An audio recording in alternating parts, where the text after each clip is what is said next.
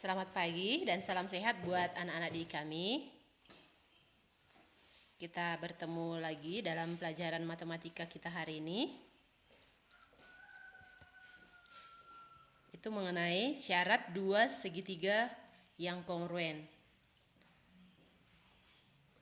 Syarat dua segitiga yang kongruen. Minggu lalu kan kita sudah bahas mengenai bagaimana bentuk-bentuk dari dua segitiga yang kongruen. Jadi hari ini kita lanjutkan pelajarannya, nak.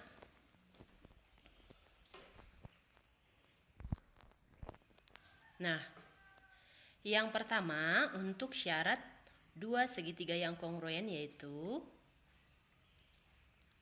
ketiga pasangan sisi yang bersesuaian sama panjang. Biasa kita sebut SS atau sisi. Nah, jadi dalam hal ini anak-anak didik kami bisa perhatikan gambar berikut. Di sini ada gambar dua segitiga. Segitiga yang diberikan warna biru dengan warna orange ya. Bisa diperhatikan ya, nak. Nah, perhatikan bahwa sisi-sisi yang bersesuaiannya di sini sama panjang yang dikasih tanda garis 1 di gambar pertama dengan gambar kedua. Kemudian yang dikasih tanda garis 2 dan yang dikasih tanda garis 3. Di sini bisa kita perhatikan bahwa ketiga sisi yang bersesuaian sama panjang. Nah, apabila ketiga sisi ini sama, maka sudah dipenuhi bahwa ketiga pasangan sisi yang bersesuaian sama panjang, sehingga bisa dipastikan atau disimpulkan bahwa kedua segitiga ini kongruen ya. Bisa dipahami, nak ya? Nah, jadi ibu ulangi lagi. Yang pertama, ketiga pasangan sisi yang bersesuaian sama panjang atau kita sebut sisi. Nah, kita lanjutkan. Yang kedua, syarat dua segitiga yang kongruen yaitu dua pasang sisi yang bersesuaian sama panjang dan sisi yang menghubungkan kedua sudut tersebut sama panjang. Ibu ulangi. Dua pasang sisi yang bersesuaian sama panjang dan sisi yang menghubungkan kedua sudut tersebut sama panjang. Biasa disebut dengan kriteria sisi sudut sisi. Kriteria sisi sudut sisi atau disingkat SDS ya. Anak-anak kami bisa perhatikan gambarnya. Antara gambar segitiga yang diberi warna kuning dengan segitiga yang diberi warna hijau. Perhatikan ada tanda garis, satu garis di segitiga pertama dan segitiga kedua. Kemudian di sisi yang lain ada tanda 3 garis pada segitiga pertama dan segitiga kedua. Itu menandakan bahwa kedua sisi itu bersesuaian dan sama panjang.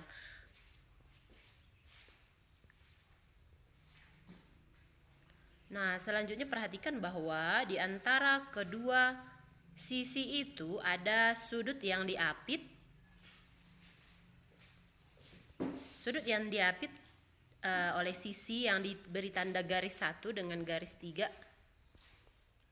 Itu merupakan sudut yang bersesuaian pada segitiga pertama dan segitiga kedua. Itu sama besar. Nah, sehingga kita perhatikan segitiga pertama, sisi sudut sisi. Di segitiga kedua juga sisi sudut sisi. Itu sama. Nah, jadi apabila ada dua segitiga memenuhi kriteria ini, sisi sudut sisi yang bersesuaian. Sisi sudut sisi yang bersesuaian sama itu sudah bisa disimpulkan bahwa kedua segitiga ini kongruen. Nah, ibu ulangi lagi, apabila dipenuhi pada dua buah segitiga, sisi sudut sisi yang bersesuaian sama, maka sudah bisa disimpulkan bahwa kedua segitiga itu kongruen. Nah, baik, kita lanjutkan. Yang ketiga, syarat dua segitiga kongruen yang ketiga. Apabila dua pasang sudut yang bersesuaian sama besar dan sisi yang menghubungkan kedua sudut tersebut sama panjang, atau biasa disebut sudut sisi sudut ya, SD. Nah, perhatikan gambarnya di situ, nak. Ada gambar segitiga dengan yang diberikan warna kuning dengan segitiga yang diberikan warna biru. Perhatikan di situ ada dua sudut yang bersesuaian, diberikan tanda satu garis, kemudian diberikan tanda dua garis pada sudutnya. Artinya sudut itu sama besar. Kemudian ada sebuah sisi yang diberikan tanda tiga garis. Artinya kedua sisi itu sama panjang. Nah, jadi apabila dipenuhi ada sisi sudut bersesuaian dengan ukuran yang sama, maka bisa disimpulkan bahwa kedua segitiga itu kongruen. Ibu ulangi lagi, apabila sisi sudut yang bersesuaian sama pada dua segitiga, maka bisa disimpulkan bahwa kedua segitiga itu kongruen. Nah, berikutnya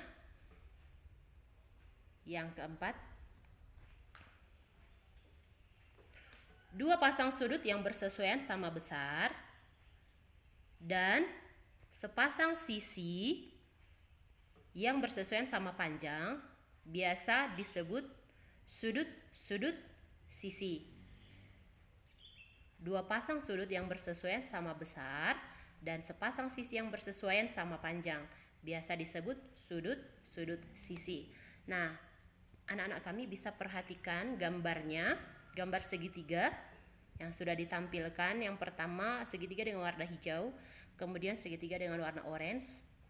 Kita perhatikan di situ bahwa ada di dua sudut yang sama diberikan tanda garis satu pada segitiga pertama dan segitiga kedua. Itu artinya bahwa sudutnya sama.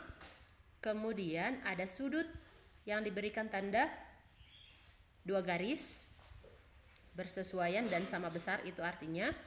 Kemudian ada sisi pada segitiga pertama dan segitiga kedua diberikan tanda dua garis, artinya sisi itu sama panjang. Nah, jadi apabila ada dua segitiga dengan urutan sudut sisi yang sama ukurannya, maka dapat disimpulkan bahwa kedua segitiga itu kongruen. Ibu ulangi lagi, apabila ada dua segitiga dengan sudut sisi, harus berurutan ya, sudut sisi yang sama, maka bisa disimpulkan bahwa kedua segitiga itu kongruen. Nah, itu dia syarat untuk dua segitiga kongruen yang keempat. Nah, yang terakhir, ini yang terakhir berlaku khusus untuk segitiga siku-siku. Khusus untuk segitiga siku-siku, sisi miring dan satu sisi siku-siku yang bersesuaian sama panjang. Maksudnya di situ bisa anak-anak kami perhatikan gambarnya supaya lebih jelas. Apabila pada segitiga siku-siku diketahui dua sisinya sama panjang, dua saja sisinya diketahui yang bersesuaian sama panjangnya, maka sudah bisa dipastikan bahwa kedua segitiga siku-siku itu kongruen. Nah, contohnya apabila yang diketahui adalah sisi miring dengan sisi datarnya sama panjang. Nah, dengan rumus Pitagoras kan sudah pasti sisi tegaknya nanti sama panjang. Nah, atau sebaliknya juga Apabila diketahui kedua sisi tegaknya sama, bersesuaian, misalnya sisi datar dari segitiga pertama dengan sisi datar dari segitiga kedua, kemudian sisi tegak dari segitiga pertama dengan sisi tegak dari segitiga kedua sama, maka sudah bisa kita pastikan itu kedua segitiga siku-siku itu kongruen tanpa harus mencari salah satu sisi yang lain. Nah, jadi demikian syarat-syarat untuk dua segitiga yang kongruen pada pembahasan kita kali ini. Semoga anak didik kami bisa mengerti dan memahami penjelasan yang sudah Ibu paparkan tadi, ya. Bisa kamu pelajari lagi bukunya di rumah supaya lebih paham. Kemudian jika nanti ada pertanyaan bisa kita bahas nanti pada sesi pertemuan berikutnya, atau bisa kita bahas pada grup diskusi di grup WA. Nah, demikian penjelasan Ibu pada kali ini. Semoga anak didik kami bisa paham. Sekian dan terima kasih.